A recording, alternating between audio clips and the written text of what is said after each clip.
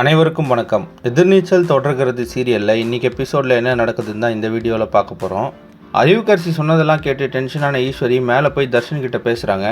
நீ அந்த ஆஃபீஸ்க்கு போனால் அங்கே அன்புக்கரசி வேலை செய்கிறான்னு தெரிஞ்சதும் நீ அந்த வேலையை விட்டு வந்திருக்கணும்ல அப்படின்னு சொல்லி கேட்குறாங்க.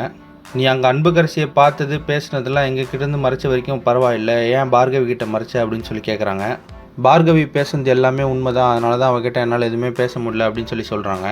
அது மட்டும் இல்லாமல் இப்போ போய் நீ அன்புக்கரசியை சமாதானப்படுத்தி அனுப்ப முடிஞ்சால் அனுப்பு, இல்லை நீ அந்த பொண்ணை தான் கல்யாணம் பண்ணிப்பேன்னு சொன்னாலும் அது உன் இஷ்டம் அப்படின்னு சொல்லி சொல்கிறாங்க. சீக்கிரமே நீ முடிவெடு, இல்லைனா அது உனக்கு தான் பிரச்சனையாக வரும் அப்படின்னு சொல்லிடுறாங்க.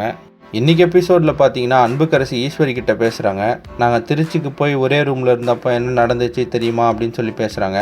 ஆனால் அவங்க தர்ஷனுக்கு சப்போர்ட்டாக தான் பேசுகிறாங்க. தர்ஷன் எந்த தப்பும் பண்ணல, அவர் நல்லவர் அப்படின்னு சொல்லி தான் பேச போகிறாங்க. இன்னொரு பக்கம் ஜனனியும் சக்தியும் போய் அட்வொகேட் சாருபாலாவை பார்க்குறாங்க. ஆதி குணசேகரன் வீட்டில் நம்ம கூட நிற்கக்கூடிய ஒரே ஆள் தர்ஷினி தான், அவங்க வந்து கோர்ட்டில் பேசுவாங்களா அப்படின்னு சொல்லி கேட்குறாங்க. அதனால ஜனனி வந்து தர்ஷினி கால் பண்ணி கூப்பிட்றாங்க. ஆனால் ஆதி குணசேகரனும் கதிரும் தடுக்கிறாங்க, நீ எங்கேயும் போகக்கூடாது அப்படின்னு சொல்லிட்டு.